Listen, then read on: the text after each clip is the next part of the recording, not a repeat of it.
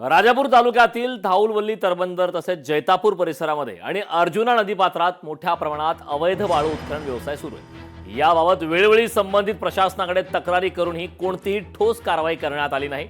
सदर बाब अत्यंत गंभीर असून स्थानिक नागरिकांमध्ये यामुळे आता भीतीचं वातावरण निर्माण झालंय। या संदर्भातील पत्र तक्रारदार रुपेंद्र कोठाकर यांनी मुख्यमंत्री देवेंद्र फडणवीस यांना पाठवले। रत्नागिरीच्या राजापूर तालुक्यात अवैध वाळू उत्खनन तक्रार करणाऱ्यालाच जीवे मारण्याची धमकी देण्यात आली। तक्रारदारांनी जिल्हाधिकाऱ्याकडे जे निवेदन दिले त्या निवेदनामध्ये ही बाब सुद्धा नमूद करण्यात आले। तक्रारदाराने आमदारांच्या जनता दरबारात सुद्धा हा प्रश्न उपस्थित केला होता। किरण सामंत यांनी वाळू काढायला सांगितली। महिलांची एक व्हिडिओ क्लिप सुद्धा समोर आलेली आहे।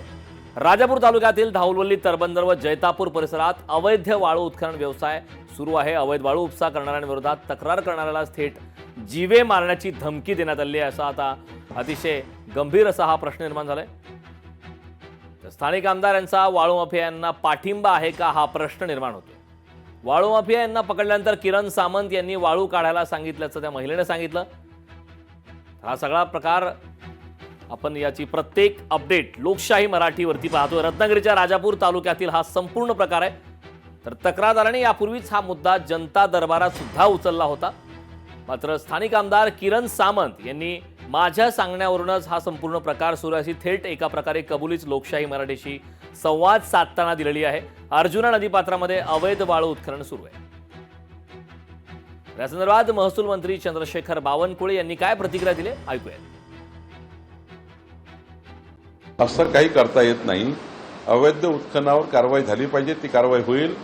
ज्याने उत्खनन केलं असेल त्यांच्यावर कारवाई होईल। असं काही करता येत नाही। अवैध उत्खननावर कारवाई झाली पाहिजे, ती कारवाई होईल। ज्याने उत्खनन केलं असेल त्यांच्यावर कारवाई होईल। तर त्या महिलांना जेव्हा वाळू उपसाण्याचा हा संपूर्ण प्रकार समोर आला, ती महिलांची सुद्धा व्हिडिओ क्लिप समोर आली आहे। राजापूरमधील अवैध वाळू उत्खनन प्रकरणी उदय सामंत यांच्याकडून बंधूची पाठराखण करण्यात आली। गैरव्यवहार केला असल्यास किंमत मोजायला तयार। वाळू उपशाबाबत गैरव्यवहार न केल्याचा दावा यावेळी करण्यात आला। तर किरण सामंत यांनी काल प्रतिक्रिया दिली होती। मात्र उदय सामंत यांच्याकडून बंधूंची पाठराखण करण्यात आल्याचा हा प्रकार समोर आलेला आहे। गैरव्यवहार केला असल्यास किंमत मोजायला तयार अशी थेट भूमिका आता उदय सामंत यांनी सुद्धा व्यक्त केली। राजापूरच्या वाळूच्या संदर्भामध्ये मी काल ती पूर्ण क्लिप ऐकली, स्थानिक आमदार किरण भैया सामंत आणि चॅनलवरची।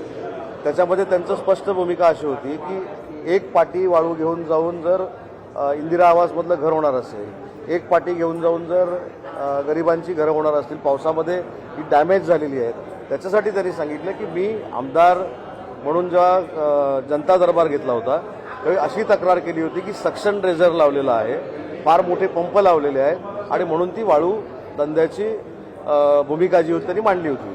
परंतु त्यांना ज्यावेळी हे कळलं की लोकशाही मराठी ऐका, पहा, जागरूक रहा।